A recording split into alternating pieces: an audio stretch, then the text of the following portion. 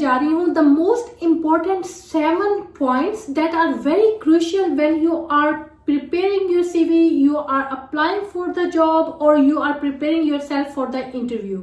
If you are new to my channel, my name is Dr. Shmaila Iram. I am one of the senior lecturers in the UK University. Also, I am teaching MSc and PhD students in the field of data analytics and artificial intelligence. First, most important part is collaboration. Collaboration is the key of success. अब collaboration में आपने अपने academic staff के साथ तो collaboration करनी ही है because they are your tutors. इसके अलावा जो सीनियर स्टूडेंट्स होते हैं they have already gone through the process. Try to make a connection with them, learn from them and try to make a networking or a collaboration to do a project with them or do some small assignments with them, you know, build that connection with them. इसके अलावा the most important thing is collaboration with the industry. That is one of the most important aspect. ठीक है, अब जो academic staff और जो students हैं, जो सीनियर हैं या आपके क्लास मेंबर्स जो हैं, उनके साथ तो कोलैबोरेशन आप इजीली कर सकते हैं. But how you are going to do collaboration with the industry? इसके लिए जो मैं प्रपोज करती हूँ ना, जो वेबसाइट मैं यूज करती थी उसका नाम था इवेंटब्राइट. मैं हमेशा इवेंटब्राइट पे जाके चेक करती थी what is the next most important event is going to take place in the field of data science और आर्टिफिशियल इंटेलिजेंस. अब मुझे जब पता चलता था कि मेरे जो यूनिवर्सिटी है उसके सराउंडिंग में कोई ऐसा इवेंट जो है वो इस्टेब्लिश हो रहा है या कोई इवेंट जो है ऑर्गेनाइज हो रहा है, तो मैं वहां पर जरूर जाया करती थी. मैं उनके इंडस्ट्रीज के पार्टनर्स के साथ मिला करती थी. इससे देखिए, आप और कुछ हो ना हो, लेकिन आपको न्यू इंडस्ट्रियल चैलेंजेस का पता चलना शुरू हो जाता है. ठीक है, जब फिर आप इंडस्ट्री के उस इवेंट में जाते हैं तो आप उनके मैनेजर से बात करें, आप उनके जो एम्प्लॉयज हैं उनसे बात करें, आप उनसे उनकी जो इंडस्ट्री की रिक्वायरमेंट्स हैं, जो चैलेंजेस हैं वो पूछें and try to incorporate that into your assignments. जो आपकी असाइनमेंट्स होती है, चाहे वो आपकी बीएससी की हो, मास्टर्स की हो, पीएचडी में असाइनमेंट्स तो नहीं होती लेकिन रिसर्च वर्क होता है. And again it's very important कि आप इंडस्ट्री को जो है वो शुरू से ही अपने साथ इंगेज कर लें. ये जो कोलैबोरेशन है ये आपको ना सिर्फ during your studies will help you, जिसमें आप अपनी असाइनमेंट्स को मतलब एक हाई इम्पैक्ट असाइनमेंट आप अपनी क्रिएट कर सकेंगे, आपको अच्छे ग्रेड्स मिल जाएंगे. ठीक है, आपका एक उनके साथ लिंक क्रिएट हो जाएगा, आपको आपकी अंडरस्टैंडिंग डेवलप होना शुरू हो जाएगी. लेकिन इसके अलावा जो है आपका एक नेटवर्क ऑफ कोलैबोरेशन भी स्टैब्लिश होना शुरू हो जाएगा ग्रेजुअली, जो कि आपके बहुत ज्यादा फायदेमंद होगा, बहुत ज्यादा सपोर्टिव होगा in terms of preparing your CV, in terms of applying for the job and in terms of the references, क्योंकि रेफरेंसेस आर वेरी इंपॉर्टेंट. मेरे कुछ स्टूडेंट्स हैं उनको इस वजह से जॉब मिल गई कि I have created a very good reference for them. तो जब आपका कोई रेफरेंस दे देता है ना, तो उसमें ऑलरेडी एक जो वो फियर होता है कि ये स्टूडेंट जो है वो काम करेगा या नहीं करेगा, मतलब इसकी लर्निंग कैपेसिटी क्या है, इसकी इंगेजमेंट कैपेसिटी क्या है, तो वो सारे जो डाउट्स होते हैं ना वो वहीं से क्लियर हो जाते हैं. ठीक है, तो जो रेफरेंस होता है that's one of the most important thing. और जब आप कोलैबोरेशन में काम करते हैं अपने ट्यूटर्स के साथ, स्टूडेंट्स के साथ, आप इंडस्ट्रियल पार्टनर के साथ, तो उसमें आपका एक नेटवर्क ऑफ कोलैबोरेशन एस्टेब्लिश होता है जो कि आपकी रेफरेंसिंग में बहुत आपके लिए इंपॉर्टेंट होगा, आपकी सीवी में आपके लिए बहुत ज्यादा इंपॉर्टेंट होगा. तो ये मैं आपको स्ट्रांगली सजेस्ट करूंगी कि आप ड्यूरिंग योर स्टडी अपना एक नेटवर्क ऑफ कोलैबोरेशन जो है वो जरूर एस्टेब्लिश कर लें. अब बात आ जाती है कि अगर आपने ऐसा कोई नेटवर्क ऑफ कोलैबोरेशन एस्टेब्लिश नहीं किया है ड्यूरिंग योर स्टडीज, ठीक है, आप वो काम अब भी कर सकते हैं. ठीक है, आप क्या करें, अगर आप जॉब्स के लिए अप्लाई कर रहे हैं, ठीक है, और आपको ऐसी कोई अपॉर्चुनिटी आप अवेल नहीं कर पा रहे हैं जिसमें आप काम करना चाह रहे हो, तो आप ये करें कि आप उस कंपनी में जिसमें आप काम करना चाहते हैं उसके मैनेजर को ईमेल करें कि I would like to do some short project with you. मतलब एक काइंड ऑफ आपने एक अनपेड काम उनके साथ कर लें. ठीक है, इस तरह से भी आप उनके साथ एक कोलैबोरेशन जो है वो इस्टेब्लिश कर सकते हैं after your studies. Tip number 2 में क्या है कि आपने जो ऑलरेडी जॉब एडवर्टाइज हो चुकी हैं इन योर एरिया और जिस फील्ड में आप जो है वो जॉब सर्च कर रहे हैं, ठीक है, उसकी जो ऑलरेडी जॉब एडवर्टाइज हो चुकी है, आप उनकी जॉब स्पेसिफिकेशन को रीड करना शुरू कर दें. ठीक है, they are the exact same point they are going to look into your CV, they are the exact points they are going to talk about in interview and these are the things they want in a person specification. ठीक है, तो आपने क्या करना है कि आपने उनकी जो जॉब की स्पेसिफिकेशन है उसको रीड आउट कर लेना है कि उसमें उनकी स्किल्स क्या रिक्वायर्ड है, ठीक है, टूल्स कौन से वो यूज करते हैं, अगर कोई टेक्निकल जॉब है तो कौन से टूल्स यूज कर रहे हैं, ठीक है। एक होती है हार्ड स्किल्स और एक होती है सॉफ्ट स्किल्स। हार्ड स्किल्स जो होती हैं वो basically they come from your academic studies, जिसमें आपने कोई अगर प्रोग्रामिंग लैंग्वेज सीखी है या आपने कोई टूल सीखा है या आपने कोई फ्रेमवर्क कोई प्रोग्राम डेवलप किया है तो उससे रिलेटेड होगी। जो सॉफ्ट स्किल्स होती है ना वो पर्सनैलिटी की जो ट्रेट्स होती हैं उससे रिलेटेड होती हैं। फॉर एग्जाम्पल अगर आप इन कोलैबोरेशन अगर आप काम किया हुआ है आपने, या आपके अंदर कोई टीम वर्किंग स्किल है, या आपके अंदर लीडरशिप क्वालिटी है, they all come into a soft skills. तो आपकी जो हार्ड स्किल्स हैं और सॉफ्ट स्किल्स हैं वो दोनों उस जॉब एडवर्टीजमेंट के ऊपर स्पेसिफाई की हुई होती हैं। अब आपने ये जो स्किल्स है ना, you are going to work on these skills during your studies. आपने जो है वो अपनी सीवी को इस तरह से प्रिपेयर करना है according to the requirement of the industry और द जॉब्स, कि जो उस टाइम डिमांड है इंडस्ट्री की या उस टाइम जो जॉब्स की डिमांड है उसके हिसाब से आपने अपनी जो प्रेपरेशन है वो शुरू से ड्यूरिंग योर स्टडीज ही करना शुरू कर देनी है। क्योंकि जब आप फ्रेशली ग्रेजुएट होते हैं ना तो no one is going to trust you that how you are going to work in work environment और in an office, you know, where there are number of teams are already working. तो आप उनके दरमियान किस तरह से काम करेंगे, क्या आप प्रोजेक्ट को डिलीवर कर सकेंगे, are you going to meet the deadlines और नॉट। तो ये सारे एक फियर्स होते हैं, ठीक है, जिन्होंने आपको जॉब देनी होती है। They are going to invest their money, resources and everything on you. तो they want to make sure that there is something visible for them to trust on you. तो वो विजिबिलिटी कहाँ से आएगी? वो आएगी आपकी सीवी से, वो आएगी जो आपने ऑलरेडी काम कर चुके होंगे, वो आएगी आपके रेफरेंसेस से। तो आपने जो ऑलरेडी जॉब एडवर्टाइज हो चुकी है ना तो उनको रीड करके go through the skills and the specification and try to develop those skills during your study. Point number 3, which is again very important, try to do cross disciplinary work. अब cross disciplinary work क्या होता है? For example if you are working in the field of IT और computer science तो आपको as a case study आप health sector के साथ मिलकर काम कर सकते हैं, आप कंस्ट्रक्शन के डिपार्टमेंट के साथ मिलकर काम कर सकते हैं, आप इंजीनियरिंग के डिपार्टमेंट के साथ मिलकर काम कर सकते हैं। तो basically you are combining two fields together and it is very important. अगर आप फॉर एग्जाम्पल साइकोलॉजी की फील्ड में काम कर रहे हैं, आप हेल्थ केयर की फील्ड में काम कर रहे हैं, try to make a connection with the technical people और IT टीम। उसमें ये होगा कि आपको उनकी जो लेटेस्ट ट्रेंड्स हैं उनका भी पता चल जाएगा और आपकी जो उस टाइम के चैलेंजेस हैं आपको उसका तो ऑलरेडी पता ही होगा। When you will combine two fields together, they will have more strength and greater importance as compared to your stand-alone subject. तो आपने ये करना है कि आपने डिफरेंट डिपार्टमेंट से या डिफरेंट जो एरिया ऑफ नॉलेज है आपने उनके साथ अपना कोलैबोरेशन करना है, उनके साथ मिलके काम करना है, जिसको हम कहते हैं कि अप्लाइड स्किल्स।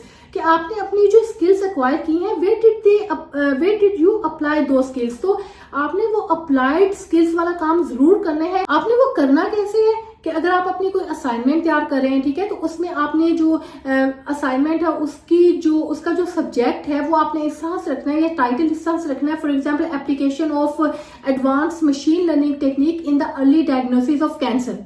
ठीक है, देखिए अब आपने टू फील्ड्स कनेक्ट कर ली दरमियान में। अब आप फॉर एग्जांपल अगर आप हेल्थ केयर में काम कर रहे हैं, कैंसर आपकी फील्ड है, ठीक है, लेकिन आपने क्या किया है कि एडवांस मशीन लर्निंग जो टेक्निक है वो आपने सीखनी है and you are going to apply that skill knowledge on your cancer domain. तो ऐसा स्टूडेंट जिसके पास क्रॉस डिसिप्लिनरी स्किल्स होती हैं, they get more advantage and more importance preference as compared to the other individuals who have worked only in one particular field. And number 4 is short courses.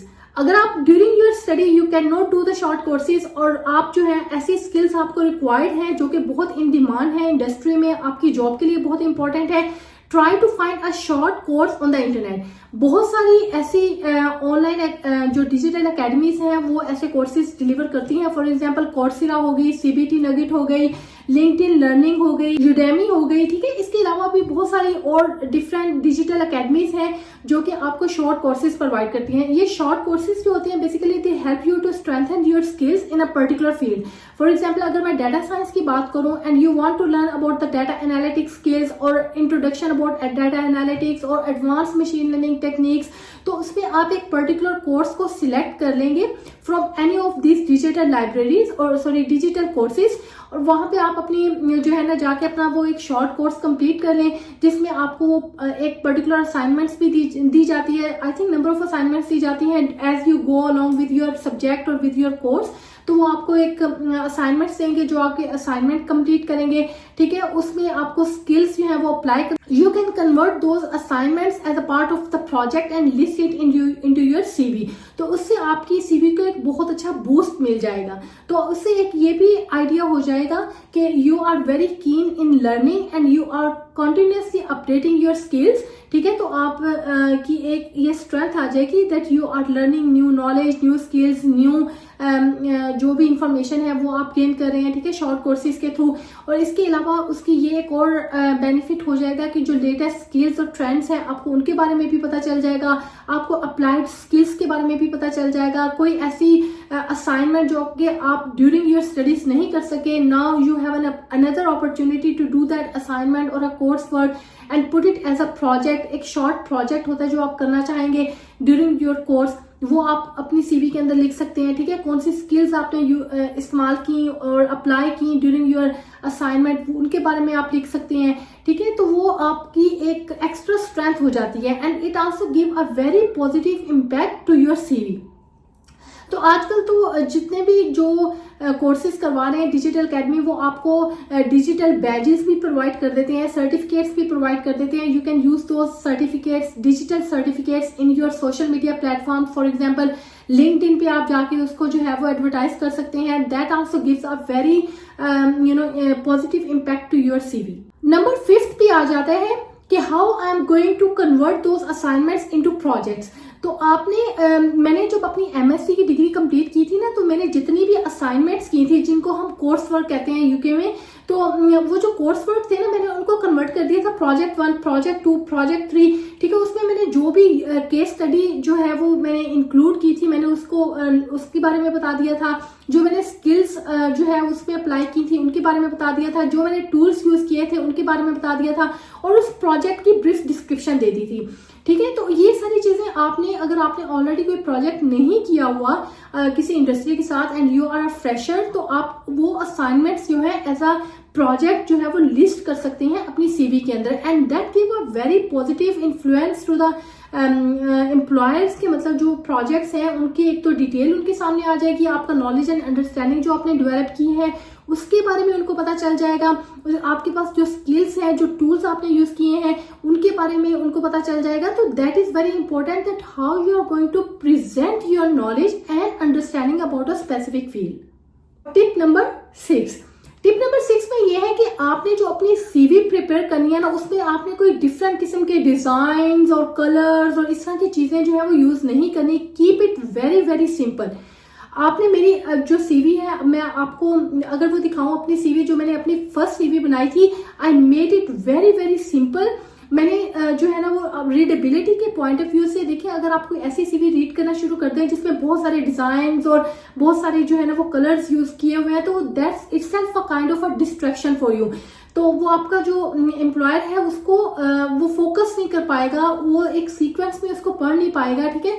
तो आपने जो readability के perspective से अपनी जो CV prepare करनी है, that you need to keep it very simple, clear and according to the job that you are applying for, which means you have to customize your CV, ठीक है। आपने अगर बहुत सारी, अगर आपने एक ही सीवी बना के रखी हुई है और आप डिफरेंट जॉब्स के लिए अप्लाई कर रहे हैं, ठीक है। कुछ जॉब्स होती हैं जिनमें, अगर मैं चूंकि मैं डाटा साइंटिस्ट हूं, तो मैं डाटा साइंटिस्ट के पर्सपेक्टिव से आपके साथ बात करूंगी, लेकिन you can apply this knowledge in your own field. For example, अगर एक ऐसी जॉब है जिनमें उनको ऐसा इंडिविजुअल रिक्वायर्ड है that has a strong machine learning skill, और मैंने अपनी पूरी सीवी के अंदर तमाम चीजें बताई हैं, डाटा एनालिसिस के बारे में बताया है, डाटा माइनिंग के बारे में बताया है और डिफरेंट नॉलेज के बारे में बताया, लेकिन मैंने मशीन लर्निंग के बारे में इटसेल्फ नहीं बताया। Although I know about this, लेकिन मैंने पर्टिकुलरली मेंशन नहीं किया, तो that will be a big no for my CV, क्योंकि मैंने जो चीज उनको रिक्वायर्ड है वो मेंशन ही नहीं की। तो जब आप अपनी अप्लाई करते हैं, ठीक है, बहुत सारे स्टूडेंट्स कहते हैं I have applied hundreds of jobs and didn't get any reply from them, इसलिए कि आप एक्स्ट्रा एफर्ट ही पुट नहीं करते। आप उस सीवी को रिवाइज ही नहीं करते according to the job specification where you are applying for the job. तो आपने जो भी जॉब है, आपने जब उसको आपने एक दफा जॉब को रीड कर लिया है, उसकी स्किल्स को देख लिया, देखिए आप ऐसे अप्लाई करते चले जाएं, क्या फायदा उसके अप्लाई करने का, आप अपना भी टाइम वेस्ट कर रहे हैं, उनका तो आप टाइम वेस्ट नहीं करेंगे जहां आप सेंड करेंगे, क्योंकि उनके पास ऐसे एआई के टूल्स होते हैं, they will match the keywords they require in a person CV. अगर वो आपकी सीवी के अंदर नहीं है, they will immediately reject your CV और वो उनकी कंसिडरेशन में आएगी ही नहीं, ठीक है। लेकिन आप अपना टाइम जरूर वेस्ट कर रहे हैं by applying to different organisations without thinking that what they actually need in your CV. तो आपने ये काम तो सबसे पहले ये करना है कि whichever job you are going to apply, make your CV according to that job, give an impression that you are serious about that job. तो आपने जो भी अपनी सीवी तैयार करनी है उसको कस्टमाइज करना है, ठीक है। अब कस्टमाइज किस तरह से करना है, आपने देखना है कि उस जॉब डिस्क्रिप्शन के अंदर कौन कौन से कीवर्ड्स उन्होंने यूज किए हुए हैं in order to advertise their job. आपने एग्जैक्टली वही कीवर्ड्स वहां से पिक करके अपनी सीवी के अंदर डाल लेने हैं, ठीक है। आप और अपनी सीवी को उसके अराउंड जो है वो कस्टमाइज करना है। That will have a very strong impact on your employ, कि जो चीज क्योंकि उनके माइंड में ऑलरेडी वो चीजें चल रही होती हैं, that they are looking into a person specification.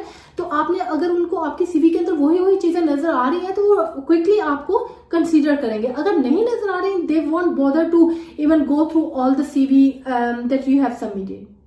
अब आ जाते हैं टिप नंबर 7 की तरफ। It is again very very important. ये उन लोगों के लिए तो और भी ज्यादा इंपॉर्टेंट है जिनके ऑलरेडी कोई एक्सपीरियंस नहीं है। फॉर एग्जाम्पल, अगर आपने रिसेंटली अपनी जॉब कंप्लीट की है and you do not have any particular experience in the industry, तो आप क्या लिखेंगे उसके अंदर ना, तो आपने उसके लिए एक एक्स्ट्रा एफर्ट करनी है, ठीक है। ये मैं अपने हर स्टूडेंट को भी रिकमेंड करती हूँ कि अगर आपका ऑलरेडी कोई इंडस्ट्री का एक्सपीरियंस नहीं है, then get that experience, even if that means you are not getting paid for that particular experience.